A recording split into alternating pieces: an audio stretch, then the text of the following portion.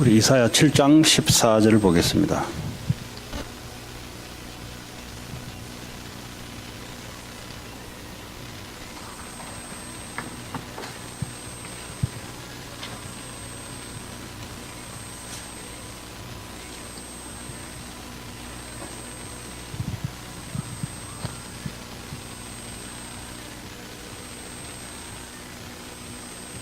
같이 읽습니다. 시작.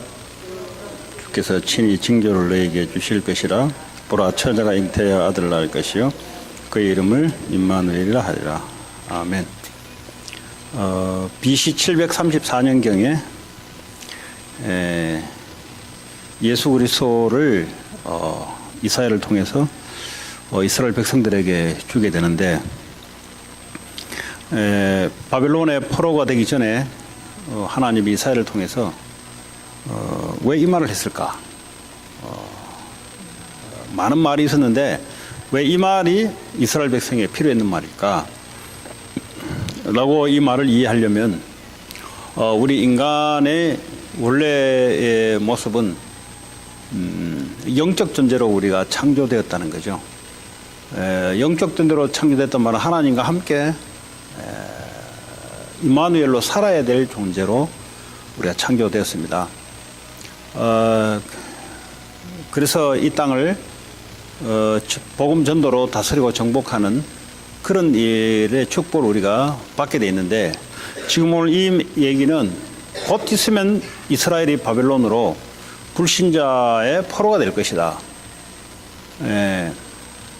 그 말은 오늘 임마누엘이 뭔지를 지금 기억해라 이 말이에요. 인간은 임마누엘 하는 존재입니다. 다시 말하면 스스로 살아가는 존재가 아니라 누구와 함께 살아가는 존재. 다시 말하면 영이 살려면 하나님의 영이신 예수 그리스도와 함께 살아가는 존재. 교회는 뭡니까? 그런 사람들과 함께 예배드리고 살아가는 거예요. 사람들과 함께 하는 거예요. 인간은 혼자서 살아가는 게 아니라 더불어 함께, 영적으로는 하나님과 예수 그리스도와 영으로 함께, 그리고 이 비밀을 가진 자들과의 함께, 그리고 교회를 하지 않습니까? 그래서 뭐죠? 이 비밀을 모르는 자들을 구원시키는, 다시 말하면 주님과 함께 할 사람들을 우리의 삶을 통해서 구원시키는 그 삶을 우리가 살도록 창조됐습니다.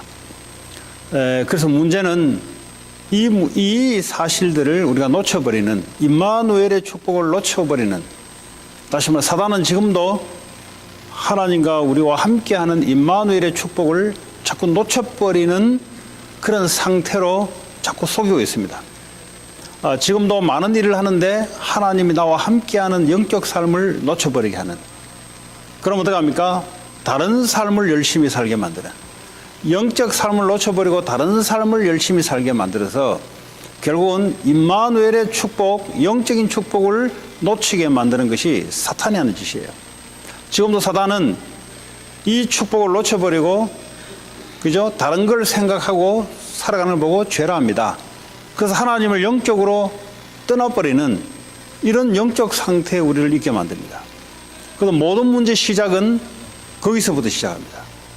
모든 문제 시작은 돈이 없는 문제, 내가 사람을 잘못 이해하는 문제가 아니라 내가 영적으로 그리스도와 함께 생명적 삶을 주님과 함께 살 수 없는 그런 상태, 다시 말하면 사단의 말을 듣고 그걸 떠나버리는 상태, 다시 말하면 하나님을 떠난 죄의 상태로 가는 것이 우리 인간의 가장 근본적인 문제요, 모든 문제의 시작입니다. 거기가.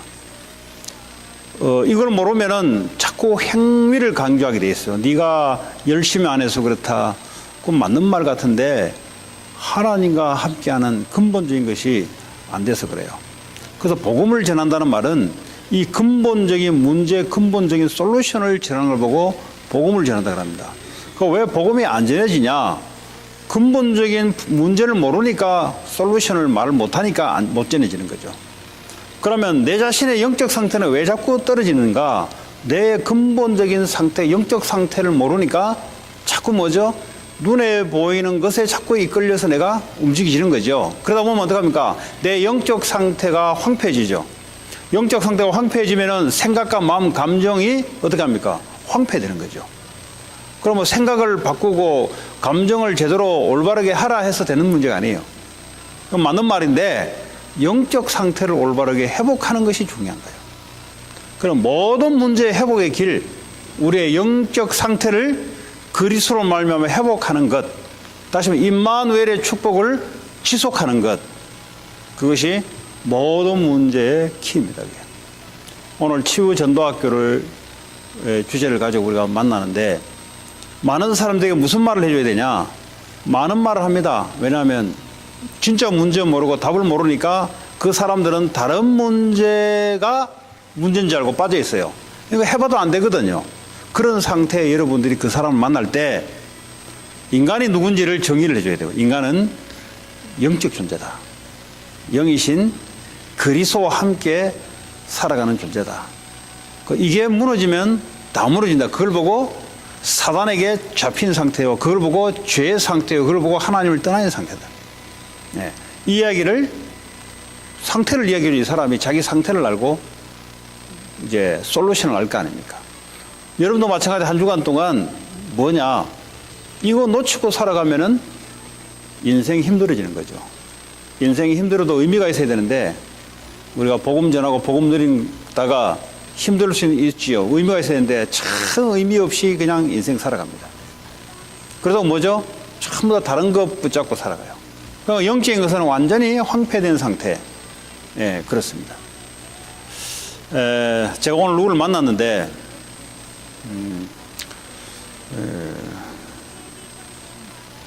이제 남편에 대해서 이야기를 해요.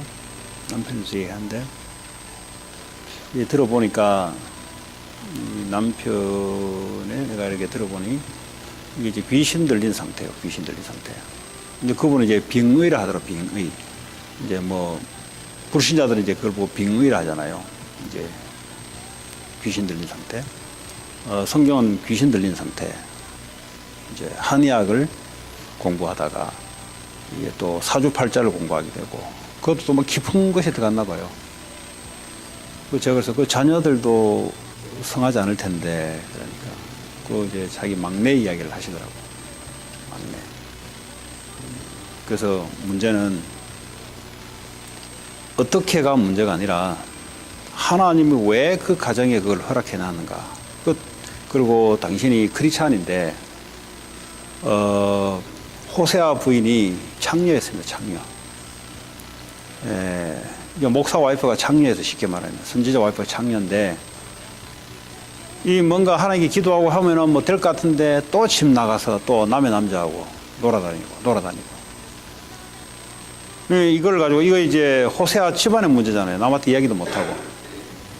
근데 하나님께 기도했더니 하나님 뭐라 하냐니까 지금 이스라엘의 상태가 영적인 음란의 상태다. 하나님을 떠나서 다른 귀신하고 지금 섬긴다. 이 가정 문제는 가정 문제가 아니고요. 사회 문제고 국가 문제입니다. 그래서 제가 그거 보고 그랬어요. 이 문제에 대해서 그리스도인이 어떻게 바라보고 있는가. 그리고 하나님 계획이 뭔가를 찾는 게 중요한 겁니다. 우선 빨리 뭐 어떻게 해결하려고 그건 하나님의 손에 있는 거지. 영적인 일이니까. 더 중요한 거는 가족이 더 중요합니다. 이 가족이 왜 이런 일이 발생됐고 하나님 원하시는 뭔지를 알고 내 남편만이 아니라 내 자녀만이 아니라 이런 가정이 지금 미국에 엄청 많다는 사실, 당신 직업을 통해서 이 일을 하나님 하시길 원합니다. 우리는 이렇게 생각합니다. 자꾸 내 문제에 걸려 있으니까 이제 모르니까 문제가 모르고 솔루션을 모르니까 답답해하죠. 그러니까 자기 이제 삶의 영역에 와 있으니까 힘들죠. 하나님이 원하신 것이 뭔지를 잘 알아야 돼요. 하나님 이 가정 문제가 영적 문제고 영적인 지식을 알기를 원하고 근데 교회 다니는데 영적 지식을 모르고 뭐 빙의는 아는데 왜 저렇게 됐는지 답은 뭔지 모르니까 이제 막 헤매는 거죠. 그래서 만남을 줘서 이제 말을 했죠. 그래서 저 성경 구절을 텍스트로 보내달라더라고요. 성경 구절 텍스트로 보내줘야 되는 게 아니고, 성경 구절을 몰라서 그런 게 아니고, 영적 눈이 안 열리는 거예요, 영적 눈. 그럼 뭘 그러면 지금까지 많이 들었냐? 기복주의, 율법주의, 인본주의, 뭐, 뻔한 거죠. 기복주의, 율법주의, 신비주의, 인본주의. 왜냐? 인간의 문제가 무슨 문제인지를 모르고 성경 공부를, 말씀을 계속 들으면, 영적인 건데 포커스가 되는 게 아니라 다른 쪽으로 포커스가 자꾸 되집니다. 그래서 그 네 가지 사상이 나와요. 여러분도 마찬가지예요. 여러분 문제가 지금 뭔지를 모르면은 그리스도의 포커스를 갈 수도 없고, 영적인 데 갈 수도 없고, 그래서 뭐죠? 자꾸 관역을 빗나가게 돼 있습니다. 저게 행위가 잘못됐는지, 성경 말씀을 더 몰라서 그런 건지, 그럼 성경 말씀을 더 외워라 한다든지, 가 아니죠, 사실은.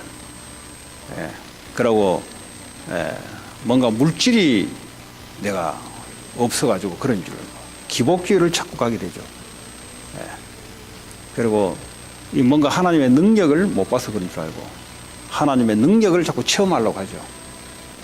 이런, 아니면 자꾸 인간의 머리를 굴려서 방법을 자꾸 해결하려고 하죠. 절대 해결도 되지 않고, 그래서 이 사실을 알기를 원하고, 집안에 있는 문제뿐만 아니라 다른 사람들도 당신을 통해서 살리기를 원한다. 그래서 이제 제가 일주일에 한 번씩 내가 여기 아침 새벽 예배 끝나고 8시에 내가 올 수 있으니까, 그 일하기 전이니까 그때 시간을 하면 딱 될 것 같다고.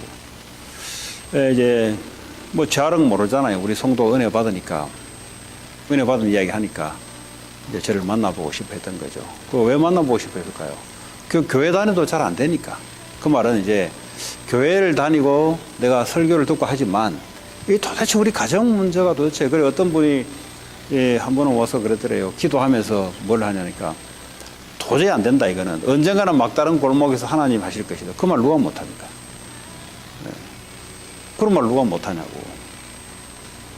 지금 이 문제가 무슨 문제인지, 하나님 원하시는 뭔지를 구체적으로 말씀을 가지고 전달하는 게 중요하죠. 그리고 신비주의 하시는 목사인가 봐요. 그리고 기도 막 하더니, 이거는 사람을 될 일이 아니고 하나님이 하셔야 되는데, 막다른 골목에서 하셔야 되는데. 그러니까요, 사람이 자꾸요, 이 부하만 자꾸 내동시키게 만드는 거죠. 그럼 우리 아무리 방법은 하나님 하시는데, 그럼 이제 목사가 그 정도 같으면, 여러분 같으면 무슨 말을 줄까요? 여러분들 통해서 그 사람들이 살아나야 되는데, 무슨 말을 줄 건가요? 그래서 오늘 이 자리가 필요한 거예요. 그 여러분만 그냥 은혜 받고, 그게 여러분, 그렇게 생각하면 큰일 납니다. 여러분 지금 은혜 받는 것만 문제가 아니에요. 지금 다른 사람들에게 뭘 말을 해줄 것인가, 똑같은 이야기예요. 여러분 가정 문제 혹시 있다면 그게 문제가 아니에요. 그 가정 문제가 아니라 다른 사람들이 미국의 문제요. 그 사람들을 내가 이 문제와 답을 알고 어떻게 내가 전달해 줄 것인가, 여기에 포커스를 맞추지 않으면 가정 문제는 계속 놔두는 거죠. 왜냐, 하나님 원래 하려고 하는 것이기 때문에. 우리 가정이 아니라 지금 이 사회에 우리 가정 같은 사람들이 답이 없어 죽어가는데, 거기에 대해서 방향과 눈을 열고 그 내용을 하나님 알기를 원해요. 지금 여기 앉으신 보니까 자녀들이 있잖아요. 지금 자녀들이 안 돌아오고 있잖아요. 지금. 그럼 자꾸 자녀에게만 포커스 가면 안 돼요. 왜 그런지를 알고, 지금 다른 사람들도 이렇다는 것을 알고, 하나님 거기에 나를 살리려고 원하구나. 이렇게 가지 않고 맨날 내 자녀 하다 가지고는, 힘들어요. 그래가지고. 똑같은 지금 원리입니다, 지금. 왜 내 자녀는 문제를 갖다 놨을까요? 일단은 이 문제가 뭔지를 하나님 알기를 원하고, 알았으면은 그거는 이제 내가 하나님이 시간표를 따라 하실 건데, 근데 많은 다른 가정들이 지금 고통 가운데 있습니다. 아니, 열심히 사는데 그래 남편이 귀신 들리는 상태. 그리고 그 자녀가 모르잖아요. 영적 비밀을 모르니까 그 자녀가 왜 그런 문제 속에 있는지를 모르잖아요. 그런 상태입니다. 그래서 이제 뭐 이제 성경을 가지고 제가 이제 섬길 건데, 그분을 통해서 뭐죠? 이제 영적 눈을 열게 만들고 이런 사람 보여야 되는 거잖아요. 그런 사람은 이제 부처는 보여야 되잖아요. 보여야 답을 주잖아요. 근데 당신 남편, 딸 문제가 아니라 지금 많은 사람들이 미국에 교회 다니도 이러고 있고 교회 안 다니도 이러고 있는데 여기에 대해서 살리라고 하나님이 준 거니까 그래 아시라 그랬습니다. 그래서 오늘 여러분들이 오늘 임마누엘, 인간은 임마누엘 이 삶을 놓쳐서 그래요. 이 삶을 못 치면요 다른 데 인생을 중점을 두다가 온 문제예요 전부 다. 그러면 그리스도 아니고는 회복될 길이 없고요. 그리고 그리스도를 갖고 있는데 영적 상태가 자꾸 하나님을 벗어나요. 다른 데 자꾸 집중해요. 그래서 오는 문제입니다. 그래서 여러분들이 영적인데 집중하는, 그건 24시 주님과 함께하는 여기에 집중하는, 그럴 때 영적 상태가 회복이 되고, 회복이 되면은 여러분 자녀에게 영향이 갑니다. 바로 영적인 영향이 가요. 그럼 여러분 자녀만 머물 것이 아니라 이 땅에 많은 영적으로 죽어가는 그런 자녀들이 있어요.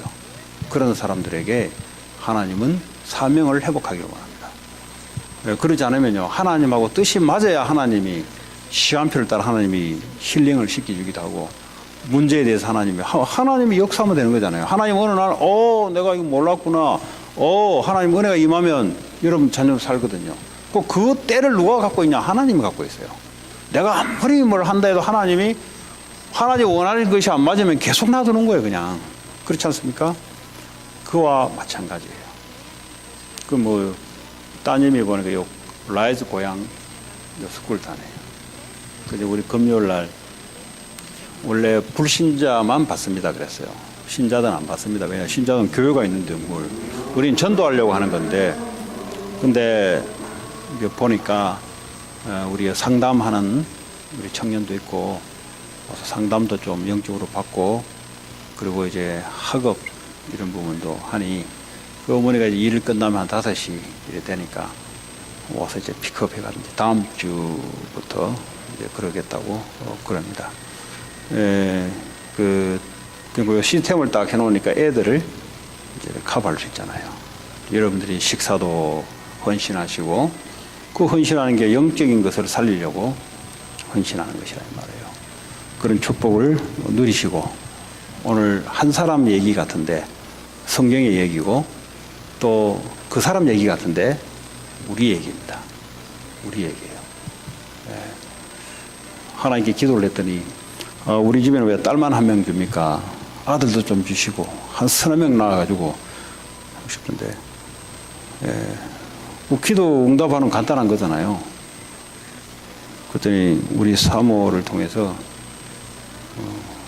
한 명이면 됐고 다른 자녀를 살려라. 다른 자녀.